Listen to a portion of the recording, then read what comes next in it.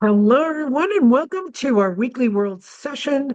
This is for January 27th, 2026. And I'm here with Bird. He's on the computer protecting us. And I've decided or thought about, and the group said, yes, let's do it, is to work with the individuation process. That's the Jungian term. As we age, we start to individuate from the parents. So if you think, um, here's a good way. We have areas in the brain that create more and more links and more connections and more pathways to, let's say, somebody's got an ex-wife or an ex-husband, and they have all these pathways to the ex-wife or the ex-husband. Then you get divorced and you get remarried, and you superimpose that pathway on the new wife or the new husband. So the poor new wife and the new husband still have the old person, relating there. So it's nice when we get those pathways unraveled so we can superimpose something new. It's the same with language. There's also variance here because if you learn language in the critical period, which is about 8 to 12 years old, obviously you can hold those languages a lot longer. But if you're learning languages later in life, and you learn one, the same pathway, there's an area in the brain that learns languages. So you learn one, and then another one is superimposed on top, and you forget the other one. So there's different ways in which we learn languages. So, um, which way we acquire the language and it sticks. That's what I'm trying to say. So here we want to individuate, and what we came up with are we're going to do two categories. One revolves around codependency. So this is I depend on you to save me, is the category that we want to access the memories that keep the same pattern that keeps us in a childish place, not childlike. Childlike is wonderful. In a childish place where we respond to the world, not as an adult, but go back to these old patterns. So for every single one of you, it's going to be a different grouping of active memory that relates to this type of victimhood that is, I depend on you to save me. Okay, we can need someone to help us out, save us. That's not what we're working with. We're working as a codependency. I can't do it without you, no matter what, in all conditions and all times. That's the little kid who, yes, at the time when we were little, we did depend on the parents for many, many things that we couldn't do ourselves. I often look at my eldest nephew, and when he was like about 3 years old, maybe three and a half, four, he he was in the house with his brother, and his mom and I and my sister were sitting outside, and all of a sudden we went, it's a little bit quiet. Maybe we need to go check on those kids. So we go inside, and the youngest one is sitting at the lunch table, and the eldest one is carrying an apple with a piece of bread and a piece of cheese. And he says, I made lunch for us. And he puts it on the table. And I just looked at my sister and I went, he's ready to move out. But he's just not tall enough to reach the sink or ready to get a job so he can pay his rent. But he's ready, this kid. He can already take care of someone. So yes, and in childhood we still have to depend on the adult, no matter how capable the child is, right? The child can be super capable. So remember, we're not working on like your whole life being this catastrophe. We're working on your honed in areas of the brain that keep repeating this, and you may find that in the present, you react to life that way. You react to life the way you did as a kid. I don't know about you, but sometimes I react to a situation or overreact to a situation. I go, wow, like, why am I doing this? It's like so ridiculous. And then I'm triggered and that I reacted that way, and so on and so on and so on and so on. Not my reactions I can overreact to, but there's also uh, I'm overreacting because the memory pattern, just like the man or woman who superimposes the ex-wife on the new wife or the ex-husband on the new husband. So we want to work those through. So just relax And we're going to allow, this is going to be the innate. Remember, everything we are doing in these sessions is communicating with innate. So your body mind won't do anything. There's a fail-safe mechanism. And I also say it quite often. We don't want anything going on in your body that your body doesn't want. So I always acknowledge that. And in acknowledging it and observing it, your body will go, okay, I don't care about that. I don't care about this. That I really care about. And your body will say, great, that was observed. Now I can release it. I can repair it. I can take it out of the system, clean it, detox it, whatever needs to happen. So remember that's going on, one. So you can acknowledge that your body is always healing itself. So, what do we want to do here? Get things out of the way that prevent it from healing. What things prevent it from healing? Well, sometimes we don't want to look somewhere. So it's great to have a practitioner who's looking in that area. We go, oh, it's really scary. I'm going to reveal something terrible about myself. Yeah, you're not. You're just going to reveal stuff. And yes, your poop smells, as does mine, right? So when there's poop in the body, you're going to look at it and go, boo, it stinks. It looks bad. But that's all it is poop. Okay. We find it, we get absorbed, yeah, in all the things that we think are wrong with us, and we exaggerate it, and we say, oh, I've got all these insecurities. And we reinforce the very thing we want to go away. Now, one of the reasons we would reinforce the very thing, it's going to be hard to hear, that we want to go away, that we go, I really don't want to be insecure. I don't want to have these experiences. But we have to remember that sometimes being the victim and blaming everyone else feels like it's better than the opposite, which would be blaming oneself. In this work, it's blaming no one. It's just there. We want it to move. But sometimes people want to have the defense. And the defense is, well, if I have someone to blame, I can protect myself. We want to get that out of the way. That is pathological. That is not real protection. Okay, so that's going to be also, I depend on you. I depend on my defense patterns to also keep me safe. Okay, there's a difference between there's a threat in your life and you need to defend, or somebody's nasty and your defense is, yeah, I'm not staying here, and you just walk out, or your defense is stop. But if your defense is, I got to keep fighting here and I'm going to get nowhere, that's going to be defensiveness. Oh, I have to speak. I have to be able to justify myself. I have to be allowed to defend myself. I'm not going to explain all of that, but if you can't hear the victimhood in there, you know, start to listen. Start to listen to what you're really saying.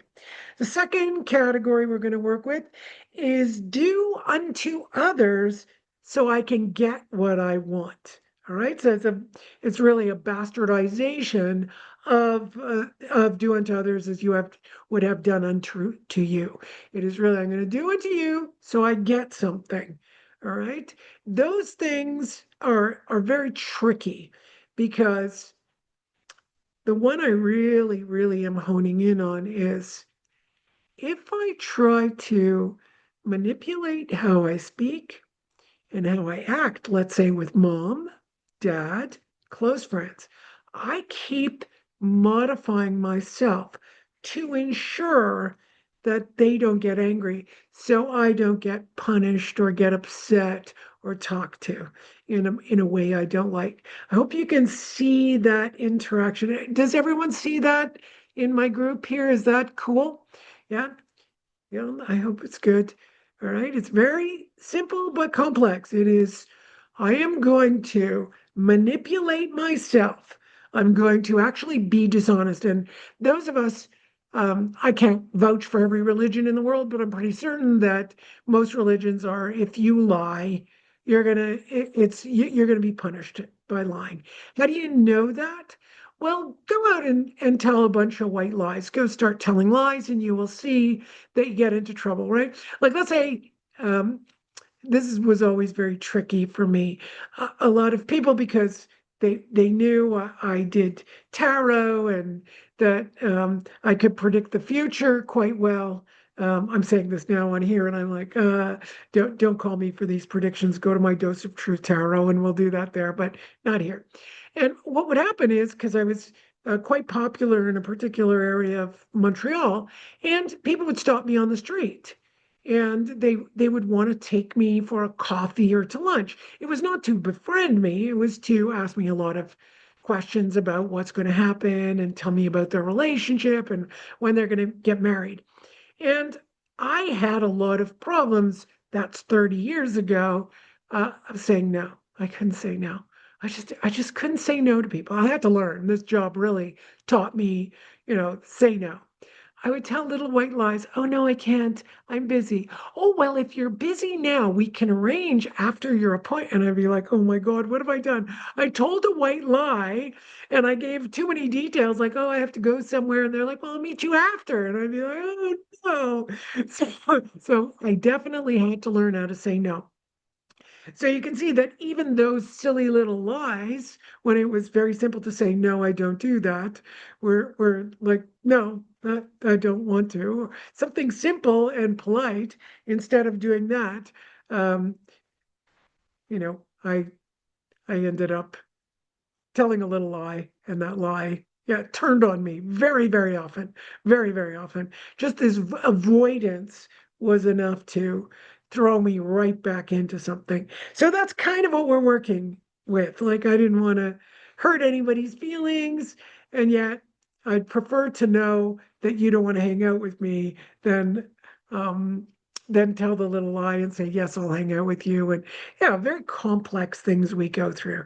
I can't think of another example, but do unto the others to get exactly what we want. Um, yeah, it's not a very good thing. We need um, to look at our lives based on a truth and whatever that truth is.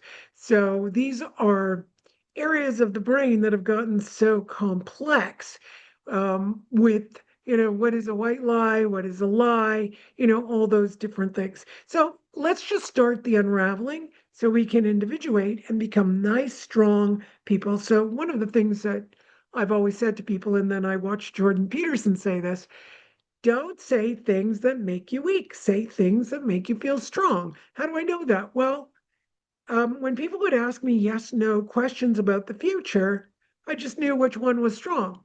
So I knew which way to go. So I'd feel, oh, yes is strong, no is weak, or it could have been no is strong and yes is weak, right? Even when I would tell someone, no, I'm busy right now, I can't hang up, I would feel pathetic and weak.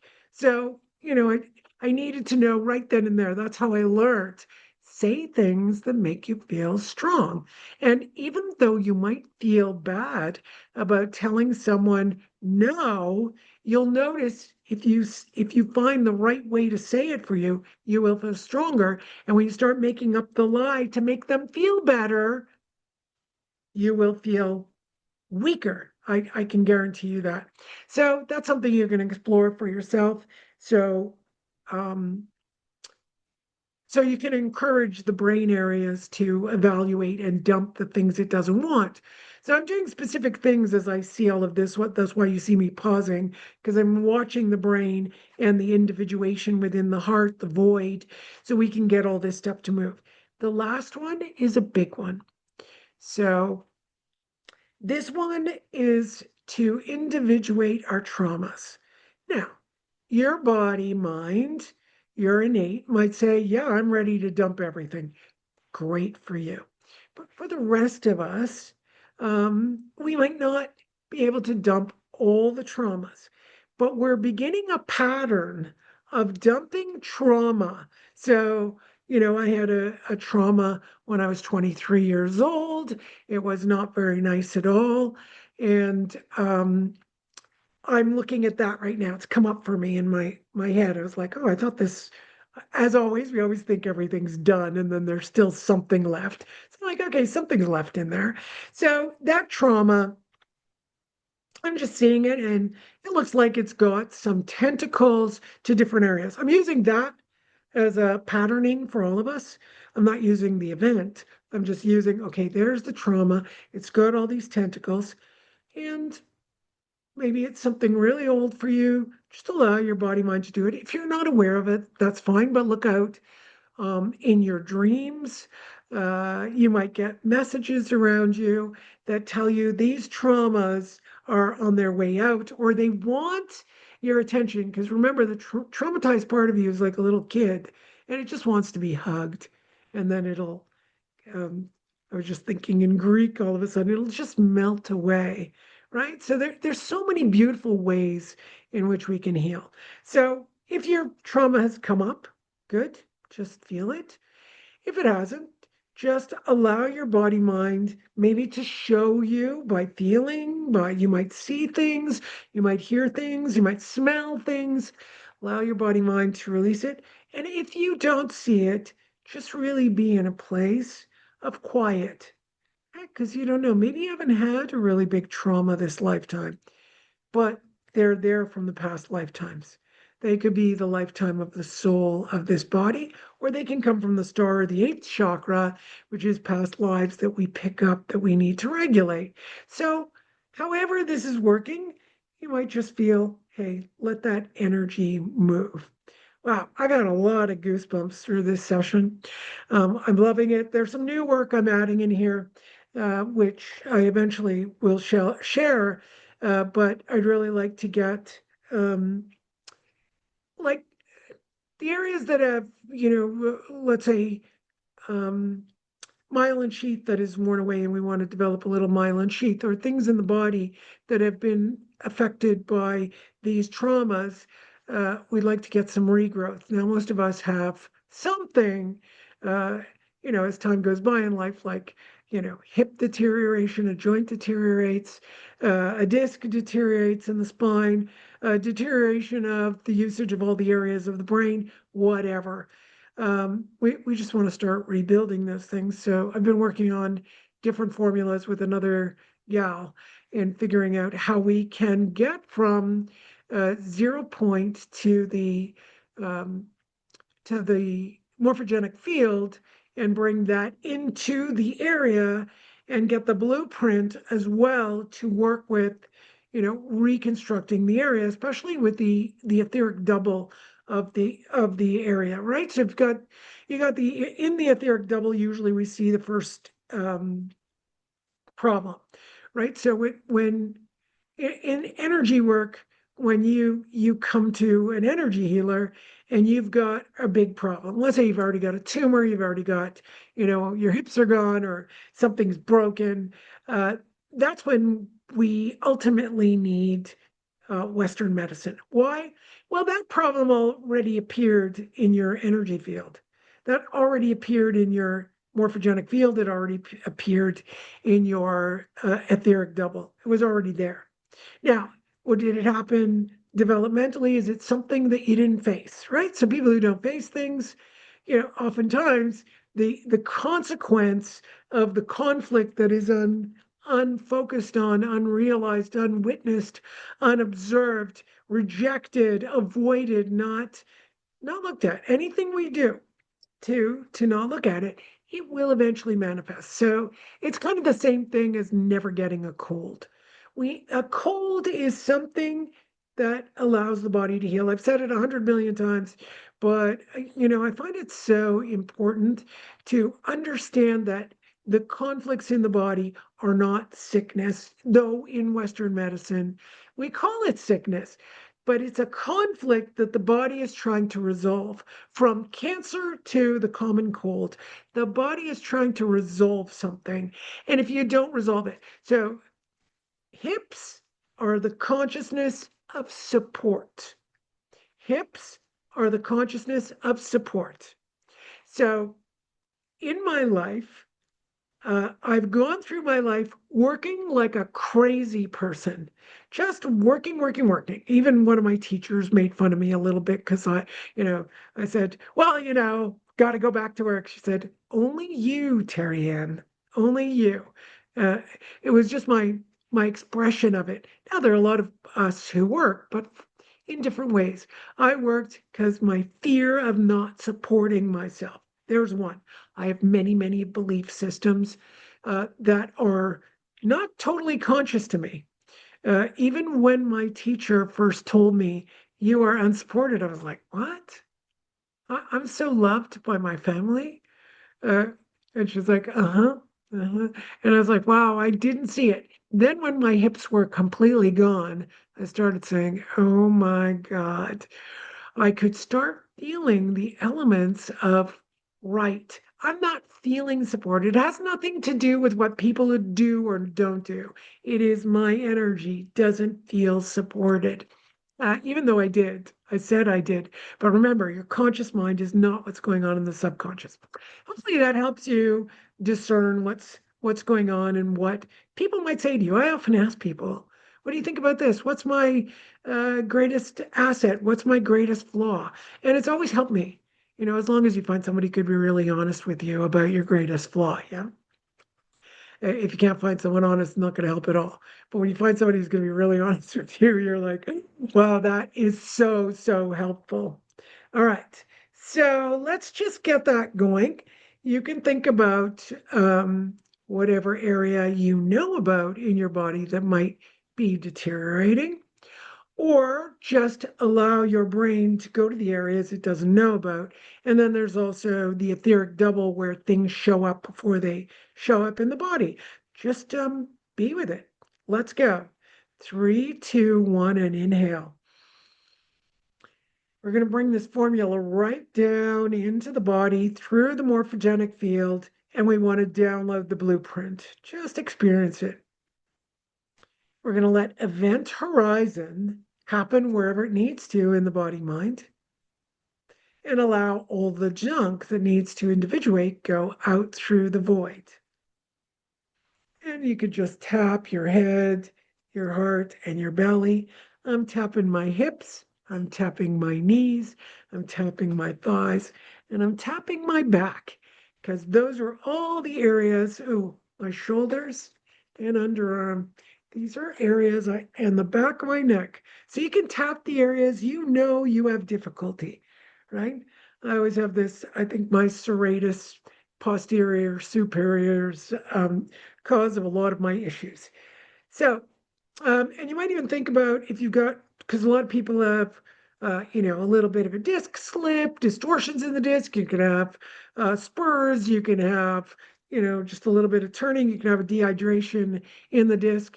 When you have a chance, you could just tap your spine, or just imagine I tap from the front because I can't reach it. So, or you could get someone to just tap right down your spine. Okay. All right, everyone. Please enjoy that and like, share, and subscribe so we could bring more of this healing to the world. And yeah, have a great week, and I'll see you all next week. Bye.